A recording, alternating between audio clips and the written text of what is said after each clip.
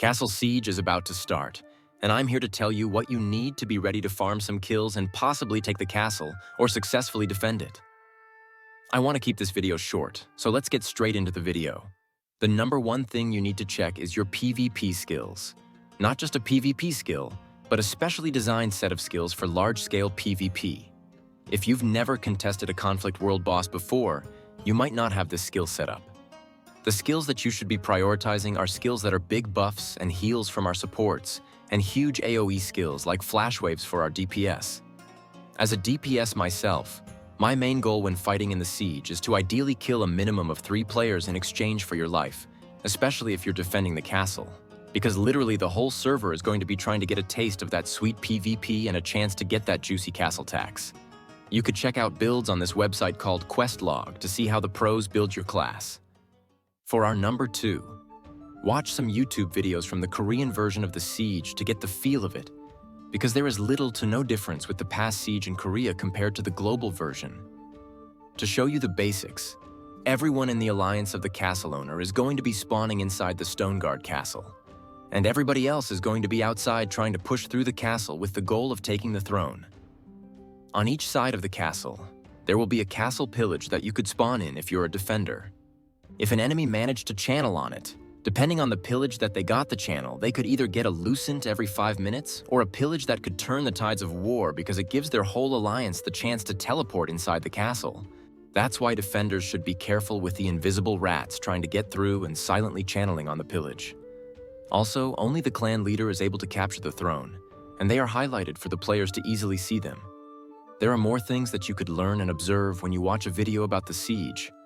I would recommend this video from Kanan since it would show you how to actually fight with your team in the siege, and he sometimes explains what is happening and what they're trying to do. Number 3 is your graphic settings. Basically, the whole point of the castle siege is to try to capture the castle. With all the servers being in the castle siege, it is bound to be super laggy. That is why fixing your settings to get the best FPS possible is going to be key to you maximizing your contribution to help you win. This is my current setting that gives me the best FPS. You could try copying this to see if it smoothens your game just a little bit. Kinda weird, right? There are some high settings in some of the graphics options, yet it still gives me higher FPS than if I put it in low. Also, I would recommend turning off this setting on Siege to give you clear vision of the officials of each guild. As I've said earlier, only the guild is qualified to be the usurper, so there is a high chance that if you're a guild leader, you're not going to be able to play the game. Number 4, and I'm pretty sure that not everyone is going to do this, or could do this, because this is going to be about choosing the right guild leader. Yes, a guild leader should be able to lead you to victory with some calls to keep everyone on the same page. But in this event, the guild leader needs to be someone tanky enough to sustain damage and get a channel off the objectives that are found inside the castle, because enemies are going to be swarming them because they are the most high-value target in the event. You see, guild officials in this event have a marker in their heads that basically says, "Come and shoot my head off." So if your caller is your guild leader and he is not a tank, I would recommend that he gives the guild leader to someone he trusts to take the leader role just to increase your chance to get the castle. Number 5 is to familiarize yourself with the area. Positioning is going to be key in this event, especially if you're DPS. As a mage, you should be on the top of buildings 80% of the fight in this event to get max value. Bow users should basically be looking for good flashwave angles that could hit the most amount of people, minimizing the chance of them getting hit. Healers should be healing their front lines to keep the wall of tanks strong in the front.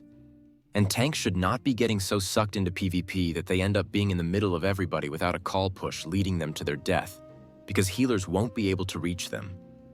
Crossbow bombers just look at a huge clump of enemies and press a single button, and everyone is dead. Number 6 is to be in comms.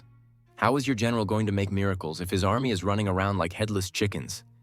You need to be as organized as possible because listening to calls in this game gives so much advantage for your alliance. I believe that an alliance that is well coordinated could take down enemies 3 times their number. Because that's what we've been doing this whole time, fighting 2 alliances at once. That is it for my guide. If you learned something, please leave a like and subscribe. With that, see you in the next video, and I wish you all good luck in the siege.